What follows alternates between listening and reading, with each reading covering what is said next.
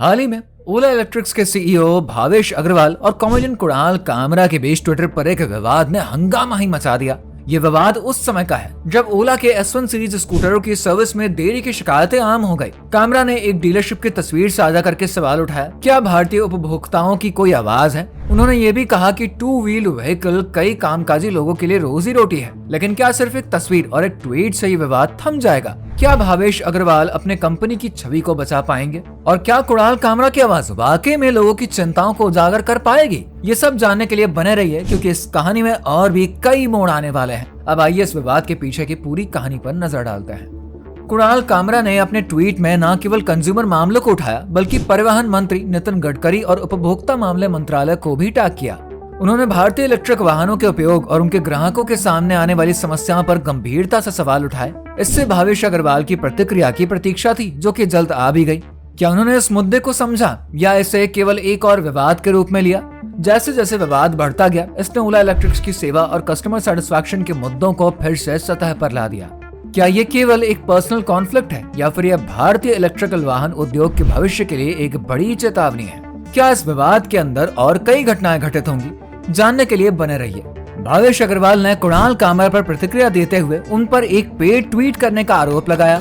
उन्होंने कहा, अगर आपको इतनी चिंता है कुणाल कामरा, तो हमारी मदद करो। मैं तुम्हें इस ट्वीट के लिए पैसे दूंगा, तुम्हारी असफल कॉमेडी करियर से ज्यादा। उन्होंने आगे कहा, वरना चुप रहो और हमें असली ग्राहकों के लिए समस्याओं को ठीक करने पर ध्यान केंद्रित करने दो। अग्रवाल ने यह भी कहा कि उनकी कंपनी तेजी से सर्विस नेटवर्क का विस्तार कर रही है और जल्द ही बैकलॉग को सुलझा लिया जाएगा। अब भावेश अग्रवाल की इस प्रतिक्रिया ने लोगों का ध्यान खींच लिया और कई लोगों ने उन्हें ईगोइस्टिक करार दिया। कुछ यूजर्स ने उनकी बातों को इनअप्रोप्रिएट बताया। एक्टिविस्ट दीपिका नारायण भारद्वाज ने ट्वीट किया, पैसा कस्टमर सेटिस्फैक्शन नहीं खरीद सकता, भावेश शायद उस पर ध्यान केंद्रित करो। एक अन्य यूजर ने कहा, यह किसी कंपनी के सीईओ का बयान नहीं हो सकता, भयानक। कई ओला कंज्यूमर्स महीनों से मदद मांग रहे हैं और ये व्यक्ति अपने स्मार्टफोन से खेल रहा है। कामरा और अग्रवाल के बीच की बहस ये एक्सपोज करती है कि सीईओज को पब्लिक क्रिटिसिज्म के समय कैसे व्यवहार करना चाहिए। इस विवाद के दौरान ओला इलेक्ट्रिक के शेयरों में गिरावट आ गई। कंपनी के शेयरों में पिछले कुछ दिनों से 20% से भी अधिक की कमी आ गई है। ओला इलेक्ट्रिक ने हाल ही में दावा किया कि 99% शिकायतें हल हो चुकी हैं और 99% बाइकें चल रही हैं, लेकिन कई ग्राहक इस पर संदेह जता रहे हैं। रिपोर्ट्स के अनुसार कंपनी हर महीने लगभग 80,000 शिकायतें प्राप्त कर रही है, जो कि ये दर्शाती है कि ग्राहकों की समस्या लगातार बढ़ रही है। ग्राहकों के लिए सबसे बड़ी चिंता सर्विस में देरी है। कई लोग बताते हैं कि उनकी ओला स्कूटर सर्विस सेंटर में कई दिनों से खड़ी है, लेकिन उन्हें उचित समय पर सेवा नहीं मिल रही है। इसके अलावा बैटरी से संबंधित समस्याएं भी आम हैं। ग्राहक कई बार शिकायत करते हैं कि उनकी बैटरी जल्दी खत्म हो जाती है या फिर चार्जिंग में समय लगाती है।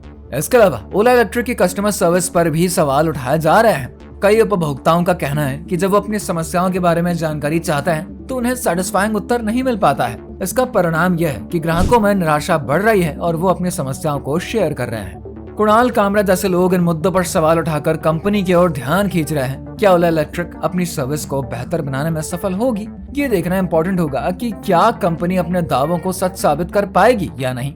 ये बहस ओला इलेक्ट्रिक की सेवा में चल रही समस्याओं को और भी उजागर करती है। कंपनी को लगभग 80,000 कस्टमर कंप्लेंट्स हर महीने मिल रहे हैं। ग्राहकों की समस्याओं का सही समय पर समाधान न होने से कंपनी की छवि को नुकसान हो रहा है। अग्रवाल ने कामरा के साथ करी गई बातचीत में इन समस्याओं को नजरअंदाज कर दिया, जिसके चलते उन्हें सोशल मीडिया पर और आलोचना का सामना करना पड़ गया। ये इवेंट्स केवल ओला इलेक्ट्रिक के सर्विस चैलेंजेस को नहीं दिखाते हैं, बल्कि ये electric customer satisfaction in the automotive industry और कंपनी की जिम्मेदारी के मुद्दों को भी उजागर करता है। जैसे जैसे अधिक ग्राहक इलेक्ट्रिक स्कूटरों की ओर बढ़ रहे हैं, कंपनियों को यह सुनिश्चित करना ही होगा कि वो इफेक्टिव कम्युनिकेशन और सर्विस डिलीवरी करें, ताकि ग्राहकों का विश्वास और वफादारी उन पर बना रहे। अग्रवाल की ये ट्विटर वाली बातचीत ग्राहकों की चिंताओं के प्रति क्विक और इफेक्टिव रिस्पांस की आवश्यकता को दर्शाती है, खासकर एक तेजी से विकसित हो रहे बाजार में। ग्राहकों की उम्मीदों को समझते हुए कंपनियां प्रोवाइड कर रही हैं हाई लेवल ऑफ सर्विस और सपोर्ट, ताकि वो कॉम्पिटिटिव एज इंडस्ट्री में बनाए रख सकें। वैसे इस पर आपका क्या कहना है? कमेंट करके बताइए। बाकी ऐसी ही वीडियोस को देखने के लिए चैनल को सब्सक्राइब करिए।